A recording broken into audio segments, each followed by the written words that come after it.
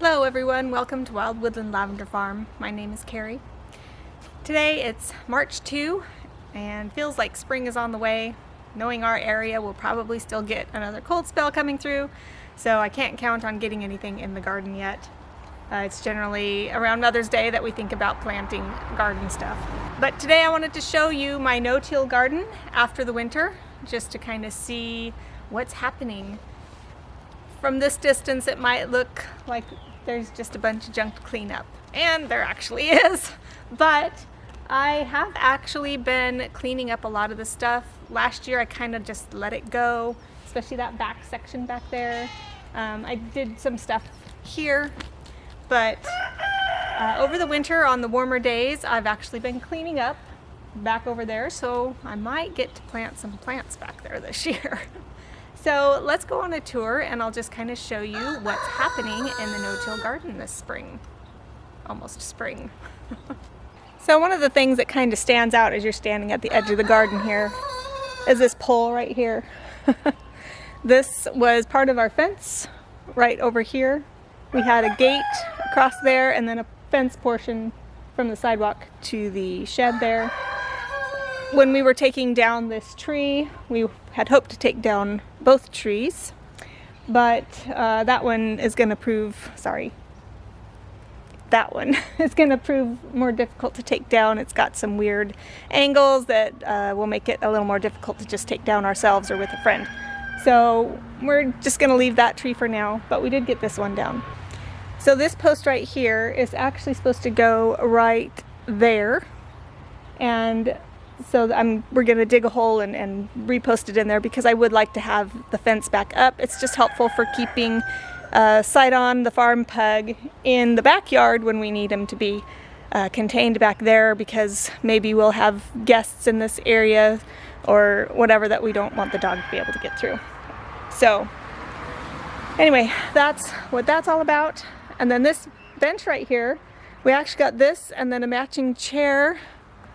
Is right there, and the bench is actually a good fit for going right underneath our grape arbor that we just built. So it's going to fit nicely in there, and then we'll put the chair probably just kind of out over there, just to add some additional seating, and it'll be a nice area that we can come to and enjoy our garden. So that's what these things are about. Oh, and the thing about this bench and that chair is we got them at a yard sale and paid $1 for both. So they were 50 cents each. Good deal. They are going to need to be finished though. They had paint on them, but the paint's kind of rough, and so we'll need to sand that down and get them repainted. What color do you think we should paint them? Or maybe we should stain them. I think staining them would look nice. So anyway, let's continue taking a look at the garden. Last year in this area we had a bunch of the limbs and stuff that had been cut off of the tree here. They were just kind of piled here, so nothing was done with this area. We had also piled up a bunch of leaves from not this fall but the fall before, and so that's what all the leaves are about. But because we had those branches here, we couldn't do much with this area, and then the Bermuda grass kind of overgrew in this area, and so I've got a lot of hard cleanup to do here.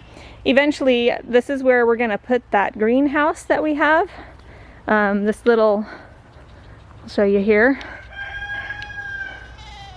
That little greenhouse, one of our farm goals is to move it from there so we get a better view from our picture of from our picture window of our property. That just kind of blocks it. So we want to move that greenhouse there right over to here. So we need to get this cleaned up so we can get that moved and actually accomplish one of our farm goals this year. So anyway, so you can see lots of dead grass. This definitely needs to be cleaned up, but if you come along in here, it's not just all leaves and grass. We have onions popping up just all over the place. And then we have some older onions right there, just coming up wild from seed. And I think that might be garlic there. Back over here we have chives against the wall, and then a lavender plant. Lots of chives. And then this right here is my fig tree that I tried to cover last winter to try to save it so it would produce, and this year it grew a lot more branches from the ground, but I don't know, it didn't get to the point of producing last fall, and we had a really cold winter this year, colder than the year before, so I don't think that we're going to get any figs off of it this year, but we shall see. Might be pleasantly surprised. So anyway, lots of stuff here to clean up, and that'll happen. I think this was my peppermint plant, although I look in here and look, it's already coming back. Okay, I don't think that's peppermint. So yeah, there's a lot to clean up. This is sage, and look, there's a garlic popping up right there. The rhubarb is starting to pop up with its crowns. There and there. Just lots. This is a huge crown. There, all the way over there. So I'm excited to have rhubarb season come again. And then this is the grape vine. I'm not sure what kind it is. It's a grape. It is a grape. It's a green grape. But it's not a table grape. It has skins that are not good for eating, at least not in my opinion. And then seeds that you have to spit out, but they're tasty. So we're gonna, I need to trim this down, but we're gonna finish putting some sticks along the sides here so that it can grow up and over the little grape arbor. Over here we have a bunch of, Bermuda grass mixed in with all of my strawberry plants. The strawberries survive the winter no problem, and then we have some tulips just coming up out of nowhere. Lots of little strawberry plants coming up here, mixed in with some garlic. This area right here was a bunch of arugula, and I'm not sure it got to seed before winter came, and then it had been doing okay, but then one of the really cold spells that we had finally killed it.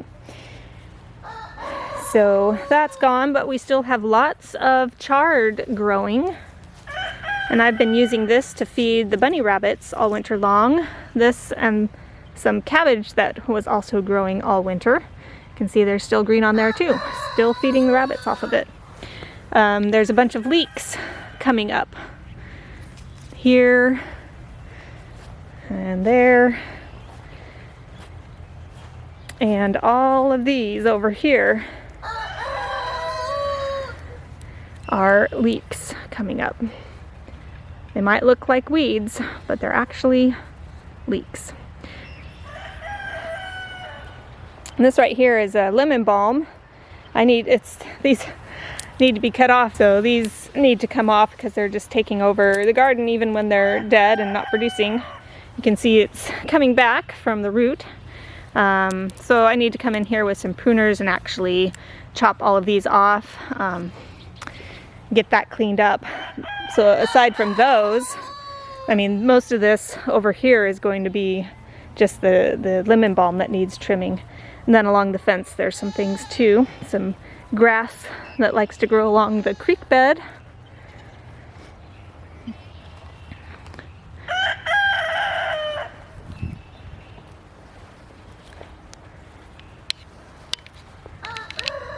More garlic just popping up.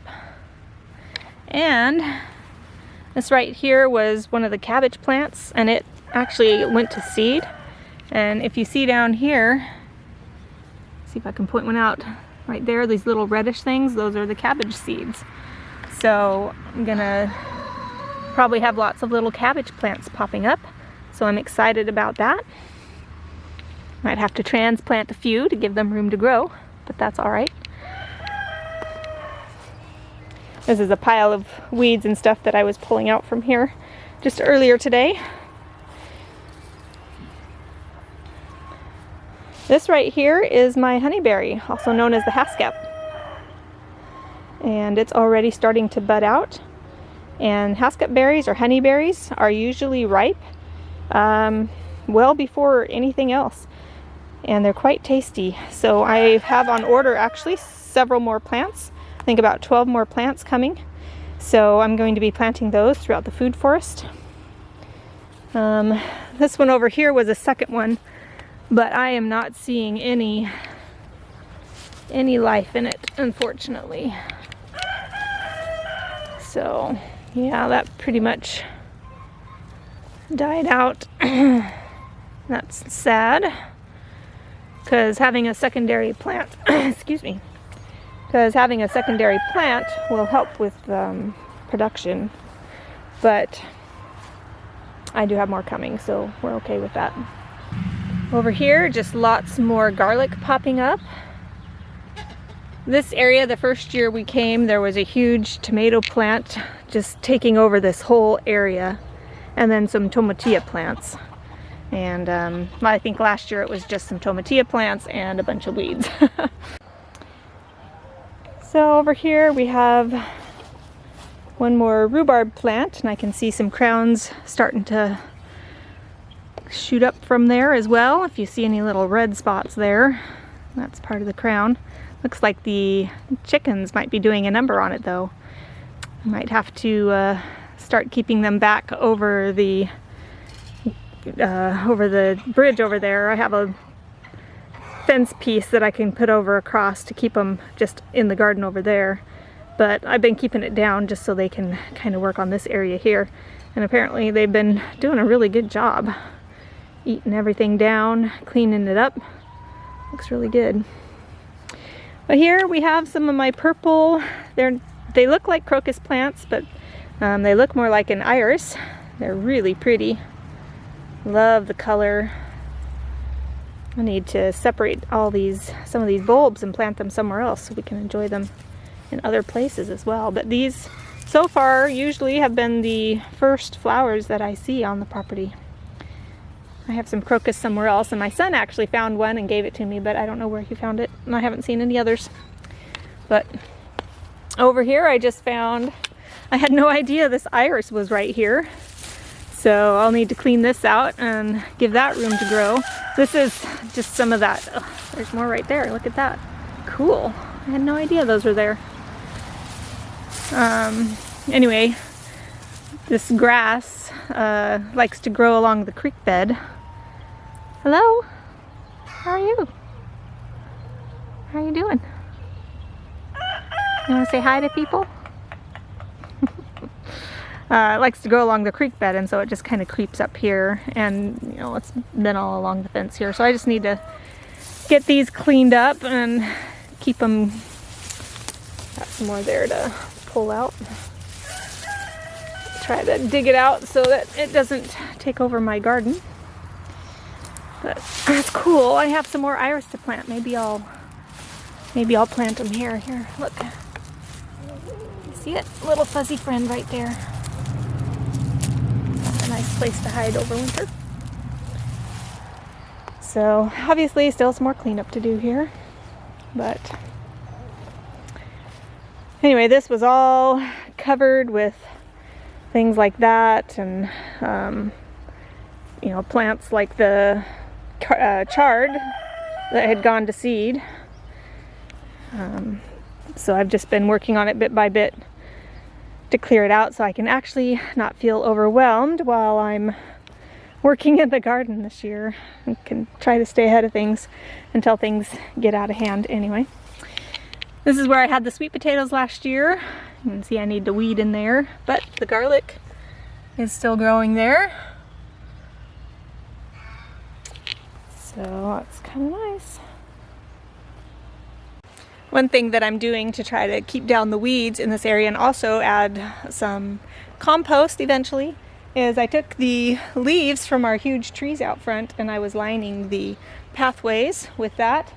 So I got 1, 2, and then this far path over there, and then that back area where we were just a little bit ago. Got all those covered with leaves. Still have 1, 2, 3, 4 or 5 rows left to cover. Almost out of leaves though. I do have a little pile right here, and it's been on the grass all winter, but as this grass is mostly Bermuda grass, I don't really care. We need to kill that out as much as possible, in my opinion. So anyway, this is what my no-till garden looks like after the winter. I've got lots of stuff popping up already, and I'm looking forward to getting this garden cleaned up and ready for planting, and we'll see what all we can grow in it this year. Thanks for joining me. We'll see you next time. Bye.